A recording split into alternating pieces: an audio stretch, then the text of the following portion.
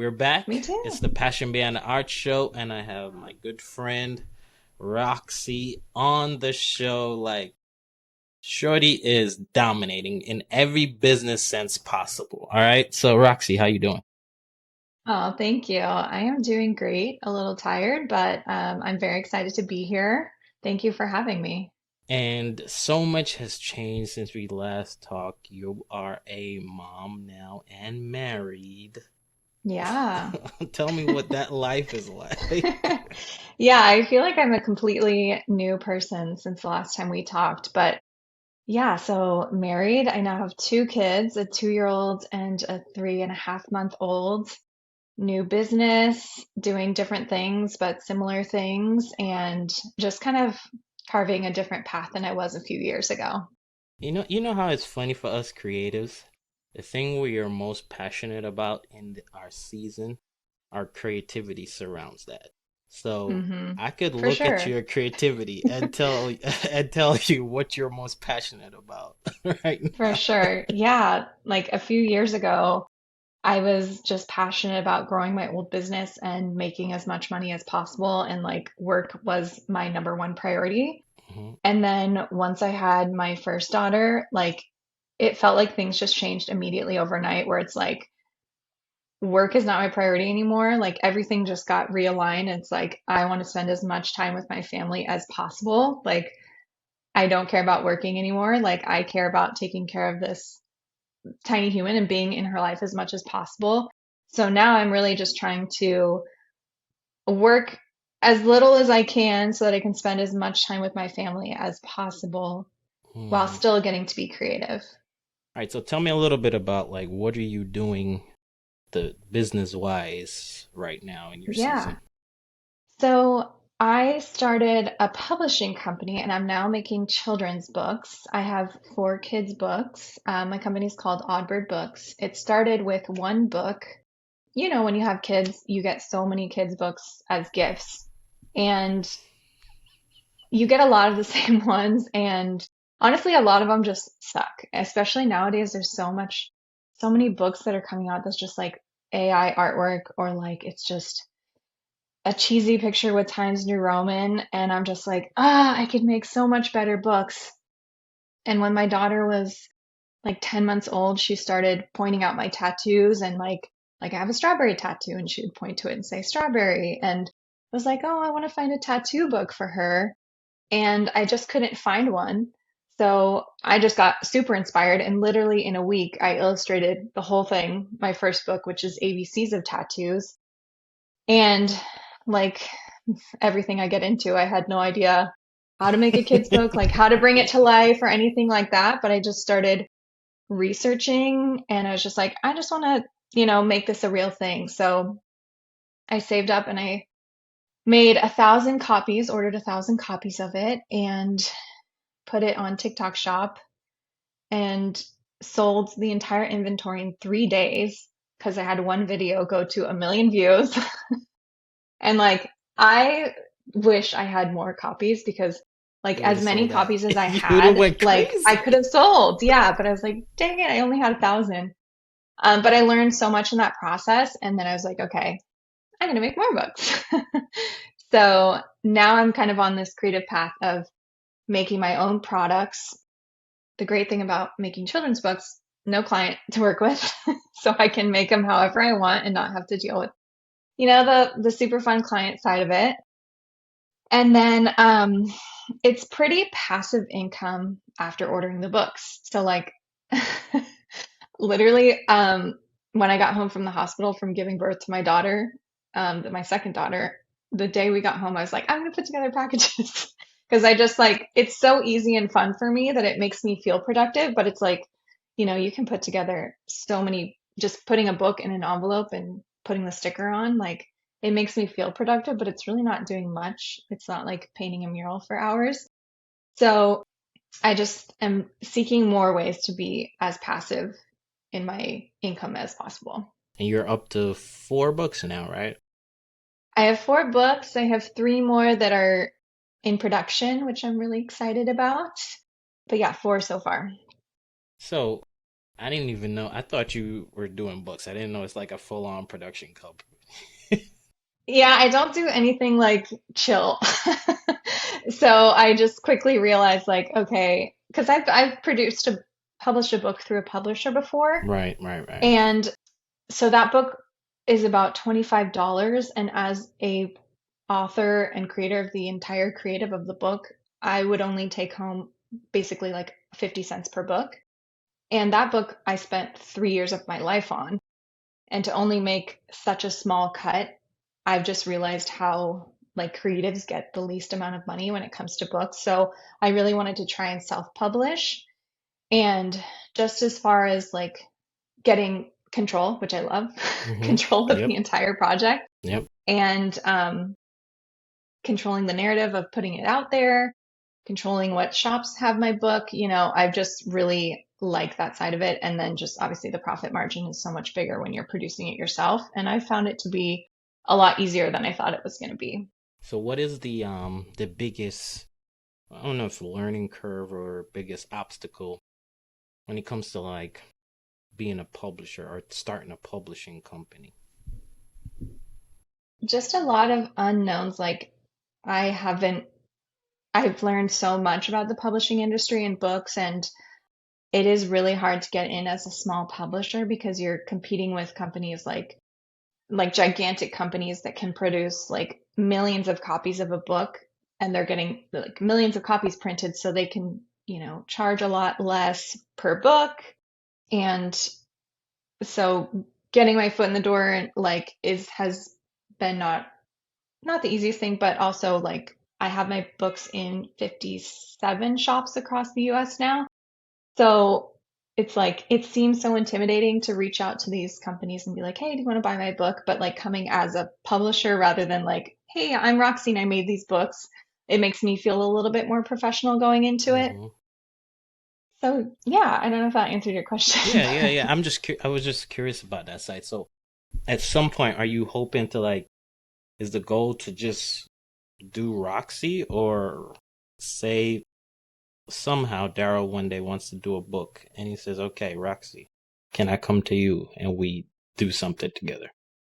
yes, absolutely. My goal is definitely to build it big enough where I can hire other creatives to do writing, to do illustration, to do design, because there is such a high barrier for entry to be able to print these books yourself. Like you have to spend thousands and thousands of dollars to get them printed. But if I could build my company up big enough where I could help creatives to have another source of income through a children's book or whatever kind of book they wanted to make, that's definitely my goal. I'm not there yet, but it hopefully in a few years I'll be able to collab with other creators. But that's something that you kind of like long term down the line. Yeah, Hopefully, I could do something like that.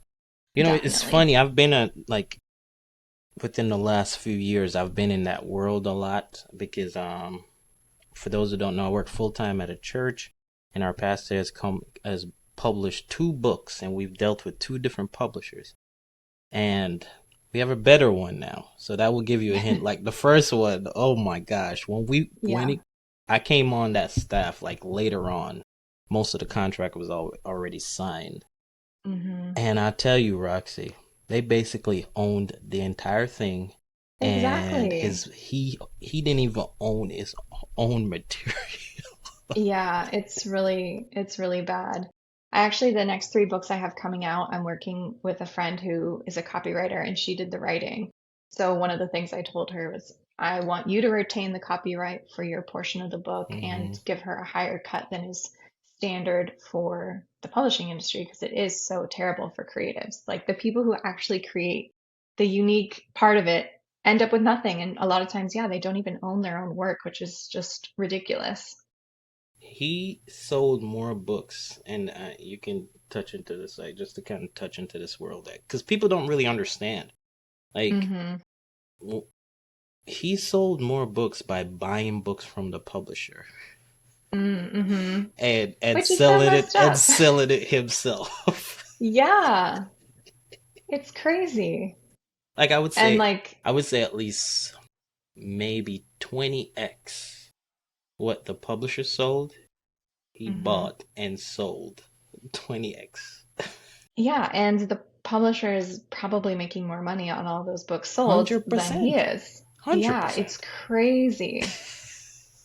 All right, Yeah, so my did family you thinks I'm so crazy because I always like want to go into an industry and be like, this is so messed up for creatives. I need to take all this down and like shake everything up and change it. But like I can't help it. Like I want the creatives to be making the money that they deserve No, on their own that is projects. literally who you are.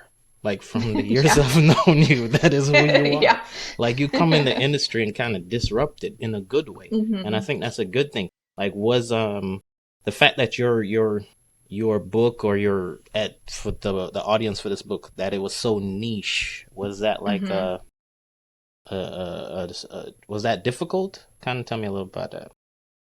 I think being such a different niche than other books in the children's industry really, really helped me because so my books are about tattoos. I have ABCs of tattoos, one, two, threes, colors, and then a book called My Mom Has a Tattoo. Mm-hmm. And because it's so different and there are so many parents with tattoos or like aunties and uncles, I think that's why it went so viral and people really wanted it.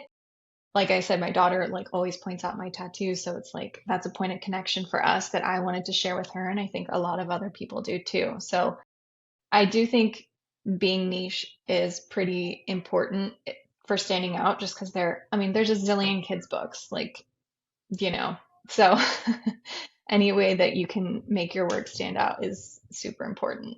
I think one of the things that you did though is like in some sense the book is niche, but in other sense it's not because it's like hmm ABCs one two Yeah, three. Like my mom has a tattoo. Those are things like a bunch of people can relate to. Everyone wants a right. unique ABC book. Everyone wants a unique like 1 2 3 book, and then my mom has a tattoo. That's a good way to kind of talk about this child. hmm So I think, man, I don't know how you do it. You're just gifted in that realm. And you just said you Thank have you. 50 books, 50 stores that are carrying your books right now. Kind of tell us the backstory of how that came to being. I know a little bit, but not everyone does. Kind of tell me the backstory for all that. Yeah, so people have been following me for a bit. They know that like I really outreach is like my thing. And so when I created these books, I loved the idea of them being in stores because I sell them on TikTok and Etsy, but not everybody is on TikTok or Etsy. So I love the idea of someone walking into a store and being able to find them because there's just so many customers I can't reach through my social platforms. So I started doing some outreach. And as soon as the first shop said yes, then I was like, okay, I need to keep doing this. And so I decided to reach out to 1,000 bookstores and just see what happened. And yeah, I was able to get my books in 50, I think it's 57 now, and across like 26 or 27 states and one shop in Canada. But I have so much fun with outreach. I know a lot of people hate doing outreach and they think it's boring or it's like opening yourself up to rejection, but it's those yeses that really keep me going. And I always am trying to figure out new techniques for outreach. So I've come up with some new techniques that have really helped me with the books, Okay. and I'd love to share them with you. So Go for it. I want to I hear it. and like I started doing this in a service-based business and now I'm in a product-based business. So I just want to make it clear to everyone, cold email outreach works for any kind of business. Like if you work with clients or customers, you can be doing outreach. You just have to just really think about it. So for me, I thought about where my books could be sold and was like, okay, bookstores, tattoo shops, the like gifty stores and kid stores. And then I started thinking about products in those stores. So for the gift stores, it's kind of hard to Google them, hmm but I was thinking, okay, every time I walk into one of those stores, they all carry Rifle Paper Co., like the stationery products. So I Googled Rifle Paper Co. And on their website, they have a list of the thousands of stores that carry their products. So I just started going down the list and emailing every single one that I thought would make sense for my products. And that just started opening ideas for other books I could make. Mm. And then kids stores. I looked up, the Jelly Roll stuffies Hmm. or Jelly Yeah, Cat yeah, yeah, stuffies yeah. I know what you're talking are about. in like every kid store. So I looked on their website and they also have a list of all the stores that carry their products too. So when you can figure out someone that's basically creating your outreach list for you, it Hmm. makes it so much easier than Googling every city individually. So I just would go down the list and make it as quick as possible to do the outreach. So, okay, I know that there's a lot more to it than that because you've been doing outreach for how long now? Kind of give us like it's Probably not like a decade. Yeah. it's been a while. It's been a while. Yeah. So you're pretty skilled at this. What would you say are some of the things, even just kind of talk a little bit about like writing the messaging? Like, did you have to provide stats? Like, what were some of the things that you kind of provided that you think hmm for the ones that accepted your books? What were some of the things that you think like grabbed their attention? Well, I'll just give away all my secrets because I don't gatekeep. But so first off, you have to have a presentation.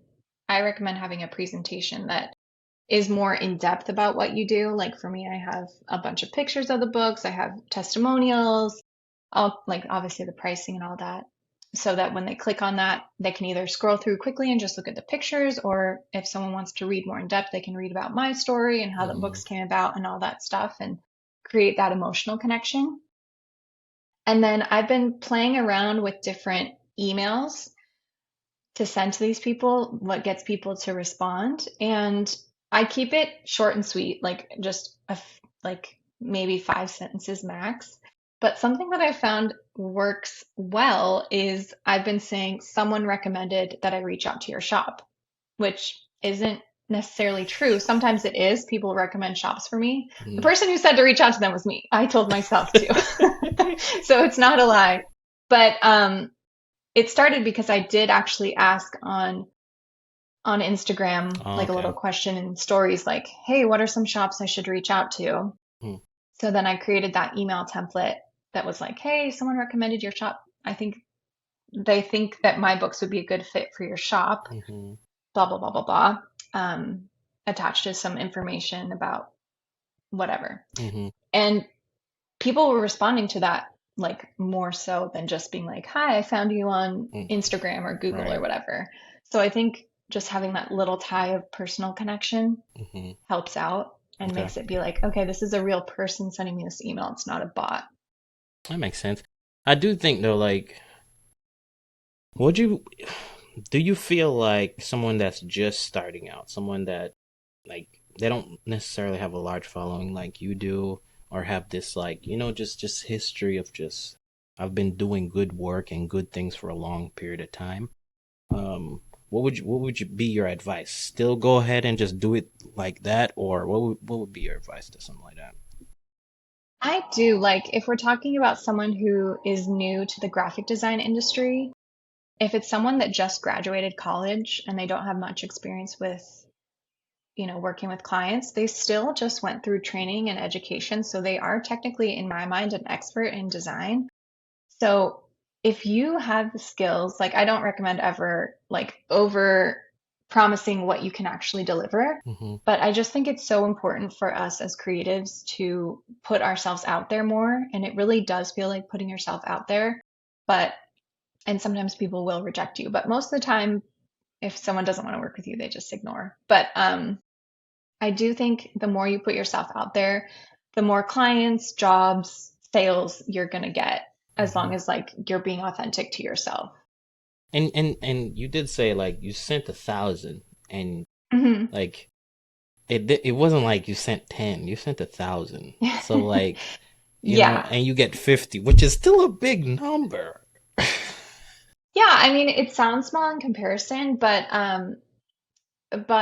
it really is just a numbers game. That's why the faster you can be at outreach, the better. Like I can Mm, literally send over 100 emails in an hour because I just have it down so quick. But yeah, I was spending an hour each day sending those, and so it probably took me a couple weeks to send 1,000. But that is 50 plus orders that I never would have gotten for like maybe like 20 books each. Like that's that's a decent amount for someone just starting out creating kids books. So if you think of it as like it's kind of like free advertising, free putting yourself out there, and sometimes it's not a no, it's just a not right now. Right. And things keep coming in. But I just really believe the more you're putting yourself out there, the more you're going to get back in.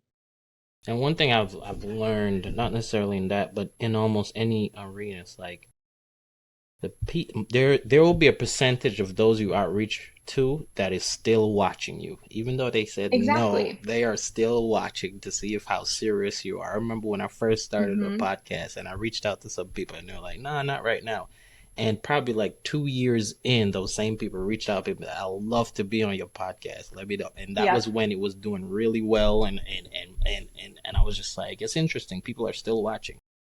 Hmm. Yeah, it's amazing. Like you never know where your outreach is going to lead you. So that's where I find it exciting, and I kind of treat it like a game so that Hmm. it feels like, okay, first level, 1,000, second level, 2,000, and just like keep going and see what happens. So I know you said like there's some other kind of what was some of the things that kind of spurred from this that you're trying to think about, if you don't mind sharing what you're venturing into. Yeah, like through my outreach Well, or through like I know you said you were thinking about like just other revenue streams, like building the kind through that this entire package. yeah. Well, yeah, so when I do outreach and people see what I do, like I still do murals here and there. I still do graphic design services, but I'm really just trying to create as passive of income as I can. Just for now, at least while my kids are Hmm. young, like when they go to school, it'll be a different story, but So is this being a all lot more books? selective. Is this all books? Or are you thinking about like other things? Yeah, right now, books I'm really excited about and passionate about. I mean, I have a million ideas of things I want to do. So, like, the thing I try to do is focus. I heard recently, I don't remember where, but someone had mentioned like you have to think of your focus as like a laser as opposed to like a Hmm. cloud. Like a laser can do so much more than just like a cloud of a bunch of different things. So I really just trying to Trying to focus narrow it down and so kind of that focus in. yeah, exactly. Yeah. So, what are some of the disciplines that you help you pull that off? Because that ain't easy when you got a lot of creative ideas and a lot of things you can dibble and dabble in. Yeah, exactly. Well, having kids really puts a lot of things in perspective because, like, as you know, it's like extremely busy 24/7 job. So, like, I actually have to focus or I will never get anything done because I hardly have any time in the day outside of my kids. So, it's shocking to me that I can even get anything done. But just as like a person who thrives on productivity, like, I need to feel productive. Like, Mm, of course, it is productive spending all my time with my kids and like playing with them and stuff, but it doesn't really feel like I'm moving forward as me. hmm. So like I need to spend at least like 30 minutes a day like working on something for myself. Creating something, Yeah. building something. That makes sense. That makes Yeah. sense. Okay, that's cool because like, and you're right. Nowadays, like me and my wife, we're mostly chauffeurs because they're older now, like Yeah. preteen and teenagers. Like we're just all over the Hmm. place, and they are Yeah. very active in school. So I be prepared for that. Yeah. Yeah. Oh my gosh. Crazy. I can't But even they're very imagine. self-sufficient, which is awesome. I love that. Yeah, that is nice. So as you're like building this mini empire, like in terms of like making products, how are you, because this is something we kind of talked about before we went live, like how are you maintaining being social, which is online, but at Hmm. the same time like you're busy doing like outreach, like just marketing your because there's two types of Yeah. marketing, as you know. There's like behind the scenes, and then there's the one that you're Hmm. doing on like social media and stuff like that. Yeah, it's really hard. Like after having my first daughter, I really went through an identity crisis of like, because I've been so online for, since 2012 when Instagram started or was early. But it was just like none of this matters. I don't want to post like all the time. Like, it's just such a waste. Like, this is the real life here. But the reality is, we do live in a digital world, and it is a gift for our businesses to be able to share and um, put ourselves out there in a different way. So, yeah, kind of like how I describe outreach, putting yourself out there. I think the same of social media. Like, the more you put out there, the more you'll get back, and you never know Hmm. who's watching or who's gonna, you know, reach out to you and want to work with you. But it is really, really hard to find the time and the motivation. And I'm still definitely struggling with it. Like, I try, but yeah, it's just like and I tell myself every day, I need to be posting more, I need to be more consistent, you know? And I think we all tell ourselves that, but like I'm trying to be a little bit easier on myself, like not make it like a pressure thing, like I need to post every single day, like just kind of easing the pressure a bit so it doesn't feel like work as much. It feels like more of like an opportunity, like, okay, this is my opportunity to share my books or my design services or my murals or whatever. Like, this is an opportunity Hmm. instead of like a chore. Right. Right. Yeah. Yeah, because I feel like, of course, that like for me, as you know, that's like a personal question. Because like for me, the better business life is, the less I'm like posting, Yeah. and Totally. it's just like, Yeah. That's how it works. But then it's like, okay, then the busy period goes away and you're like, oh my God, I haven't posted in so long. No one remembers me. So it's like when you're busy, that's when you have to really lean into it as hard yeah. as it is. And that's what I'm Because learning. then, It's like the yeah. busier you are, the more you should be pushing. Because I Yeah. think, as you know, and you can kind of speak to this even more, like marketing and outreach and promoting it never stops. Like you should be Yeah. constantly thinking about like, how do I Hmm. acquire the next client, even if you feel like you're overbooked. Exactly. Yeah. Yeah. I mean, that's the thing about working for yourself rather than having a job is like you have to create that roadway for yourself. And the farther out you can book yourself or get people wanting to work with you, the easier it's going to be rather than like work a bunch, work a bunch, work a bunch, and then, oh, you have nothing. And then you post a bunch, post a bunch, post a bunch, and then you get more work. It's like, it's so much easier to just have that consistency. And I haven't figured it out, but I'm trying. Nah, I feel like the minute you step into a world, you kind of like just, you got the marketing down pat. Anybody, like, if y'all Thank need you. a marketing outreach consultant, talk to Roxy for sure. Because I think, Yes, because any questions? one of the things is like, so I have like a web service on the side, and part of that is like hosting and stuff. And Cool. one thing I'm learning is that I have to be thinking about like the next 10 clients that I'm gonna acquire, because like for whatever reason someone may cancel their subscription. And Hmm. I've experienced that this year. Two people canceled their Yeah. subscription. I mean, Uh, gratefully, like, I feel like everything happens for a reason, but gratefully I yeah. acquired a few more after. But it's just like you gotta constantly be thinking about it, because that at one point I was just Hmm. like, I'm good for now. I really can't afford to take on any more clients. But no, I should actually be Yeah. thinking about it. I know. Yeah. It's such a balancing act.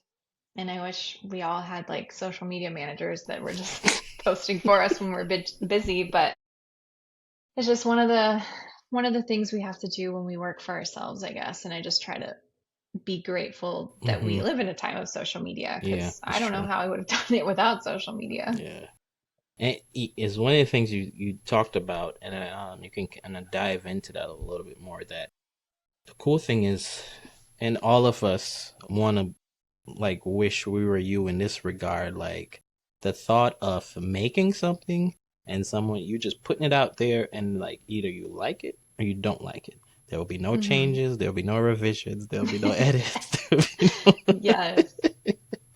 Oh my gosh. Yeah, it's really amazing. Like, I get to create whatever I want, like draw it however I want, whatever style. And yeah, people like it or they don't like it. And the people that like it love it.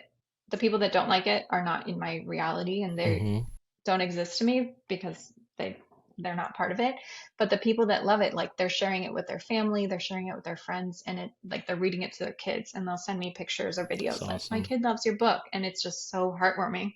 Mm, And yeah, from someone who, like, I worked with clients for, I still work with clients, but exclusively doing client work for like 7, 8 years, and having some really, really, really demanding clients, some like borderline evil clients. There's some good ones in there too, but when it's a hard client, it is like soul crushing. mm-hmm, So I had a kind of like detox from that mm, toxic client work, and then being able to create something for myself. It's like you really can feel when you love every part of the thing that you created. Like we all put out work that, the client dictated too much and we don't love it, and you're mm-hmm, sharing it anyway because it's part of your work, but it's like, I would have done it differently if I had mm-hmm. complete creative freedom.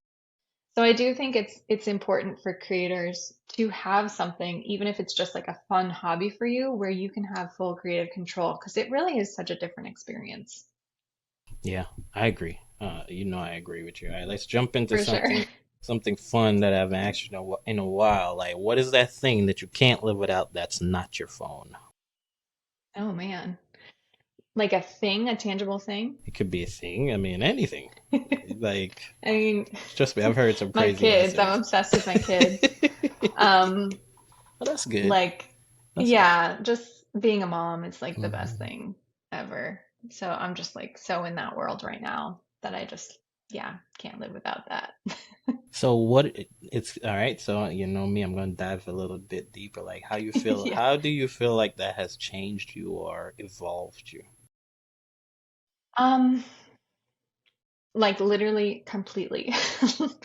That's one of the things I never got in any of the baby books, is that like, especially as a woman, like being pregnant, giving birth, nursing, like all those, like the hormone changes, the physical changes, the emotional, mental changes, like you go through so much that you can't not become a different person through going through that. Mm, So it's given me a new perspective on life. It's given me like so much joy and happiness, and like it's definitely not for everybody. I would highly not recommend if you don't want to do, if you're not like 100% in, don't do it, because it is also the hardest thing ever.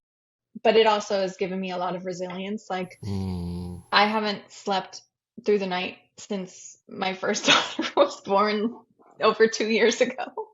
Like I haven't gotten a good night's sleep in over 2 years. So I never thought I could do that. It makes you a lot stronger, tougher as a person. Um, but yeah, for me, the biggest thing is like perspective change, like mm, being so much more intentional about how I spend my time and what really matters and what's worth stressing about. Like, I wish I could go back to myself like 4 years ago and be like, hey, this client that you're stressing about, you're not going to care about this in a few years. Like, don't let it overwhelm you and like cause you so much stress, because it really doesn't matter in the long run. Like, it's really seems really crazy and intense right now, but like the things that I would stress about so deeply, like they don't even matter. it's so true. Yeah, that's good. I like that. I mean, Yeah. I do agree with the perspective point. I think at one point, and it didn't happen for me right away, but at one point I was like, I am not doing well at being present.